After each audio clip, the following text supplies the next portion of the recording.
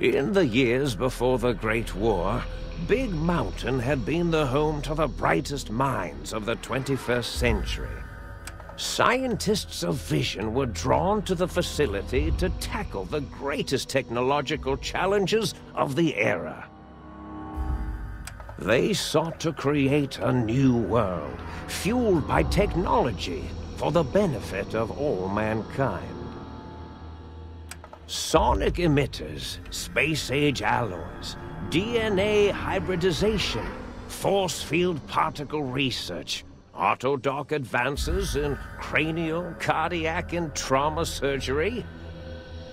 The hopes and dreams of a century became realities in the electronic forges of Big Mountain.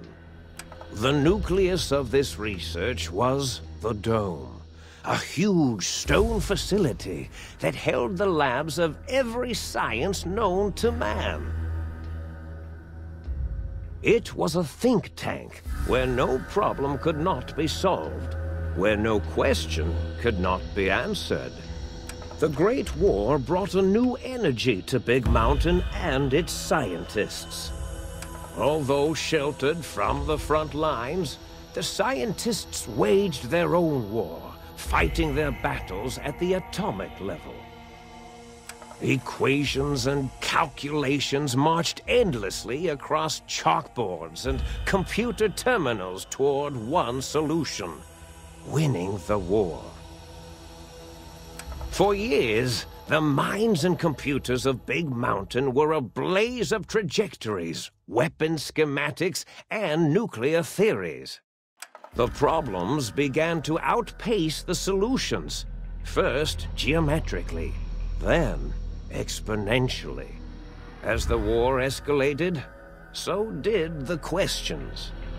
On the night of October 23rd, 2077, the scientists received an answer that put all their questions to rest.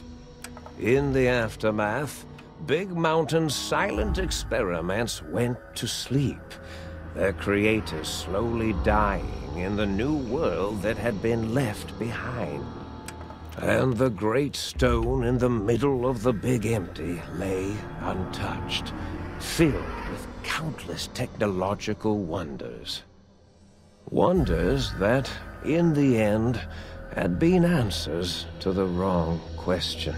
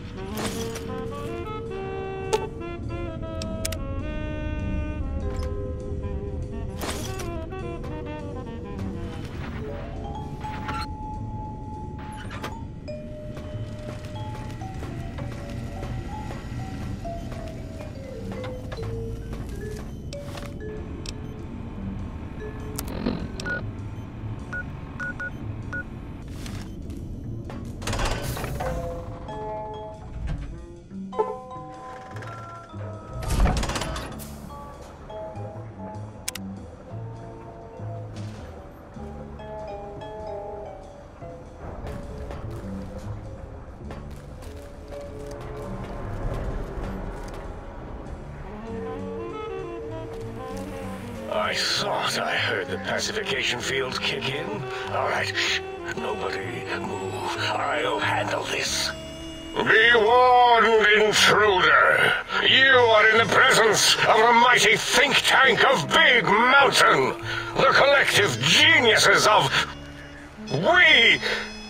By Oppenheimer, which one of you self-professed geniuses has been adjusting my volume knob? Who was it? Was it you, 8? Oh, Dr. O, was it? Likely story. O couldn't spark 2 neurons if they were in a lattice of biomed gel. What? Me? Breaking news, Klein. It wasn't me, all right? I'm the robotical engineer. 8 is sound waves. That's his specialty. You always do this. You always demean me in front of guests. And it's not O, all right? It's... Enough! Either of you do it again, it'll be the last time. Now... Great. Now I forgot what I was saying. What was I talking about? Did it just say something? Anyone catch that? Boros, you work with animals. Translate. It's a lobotomite. Here, in the dome. Oh, as if this situation couldn't get any worse. Now we've got lobotomites. Dala, get the spray before it excretes all over everything. Dr. Klein, if my hypothesis is correct, this lobotomite is the repository of the brain we sent the signal to, the skinvelope once containing it. If so, it's proof that there may indeed be something beyond the crater. Just look at it. The way it blinks. It's like a big, hairless teddy bear. I know what it is, Dollar. I want to know why it's down here. With its limbs all over everything. And are those penises I see wriggling on its feet? Disgusting. I believe those are toes, Dr. Klein. Little teddy bear toes. Penises are much larger than those tiny extremities. Not that I would know. I don't recall the human penis ever being that large. It depends on one's own frame of reference, Dr. O. Look at its little nose with its 2 orifices for ingesting oxygen. Noses? Why, the great static. These lobotomites confound me with their sheer number of useless extremities. Now it's holding up an array of fully erect hand penises. If it tries to insert them, activate vivisectors. Dr. Klein, wait. I don't believe those gestures were random. Random at all.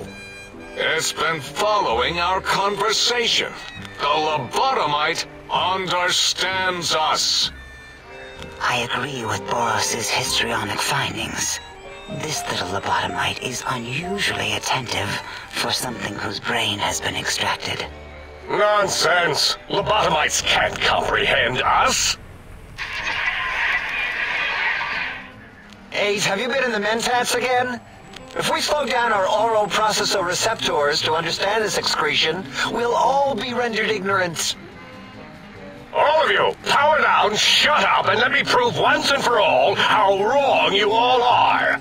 As usual. Lobotomite, do you understand me? Can you speak? Those were words, weren't they? In the form of questions. It's asking me questions. Is this some kind of trick? Our efforts have turned against us. In playing God, we created a monster. Perhaps as we were ruthlessly lobotomizing it with our cutters, we filled the skinvelope with awareness. A teddy bear with new stuffing. Wait.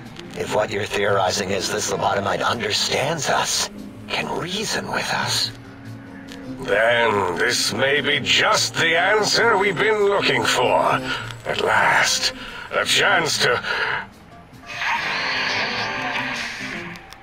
Dr. Klein, a transmission from the Forbidden Zone, coming right at us. It can only be. If it isn't my old colleagues, the mighty think tank of Big Mountain. Big fools, all of you. It is I, Dr. Mobius, transmitting from my dome-shaped dome in the Forbidden Zone. A zone that is, yes, forbidden to you! Even now, my deadly robo-scorpions swarm across Big Mountain with their pincers and pointy laser tails. Soon, all science will be mine! Even the technology sealed in the Big Mountain research centers cannot save you. So cower in your think tank. Wait for the end. That's all. Goodbye. Mobius. Always the same broadcast. He's clearly mad, driven insane by his flawed and imprecise kindergarten-level research methodology. What are we going to do? There's no way we can breach the Forbidden Zone. There's those robot scorpions everywhere. The Forbidden Zone, where no brain has ever entered, nor ever returned. Except Dr. Mobius and the technologies that could save us. They are out of our reach. And Dr. Mobius mocks us. Did you see his cracked monitor? He's clearly let himself go. What? Ask the lobotomite for help? Hey, I think you need the fluid levels in your logic assist pumps checked. If this lobotomite responded, Dr. Klein, then it is clearly intelligent, perhaps even displays heretofore unknown levels of helpfulness. But what of its brain? We scooped that out. We don't even know where we left it. And for putting it back in, none of us have the knowledge. Yes, but it's still aware and responsive. Look at it. It's regarding us even now, with its big teddy bear eyes.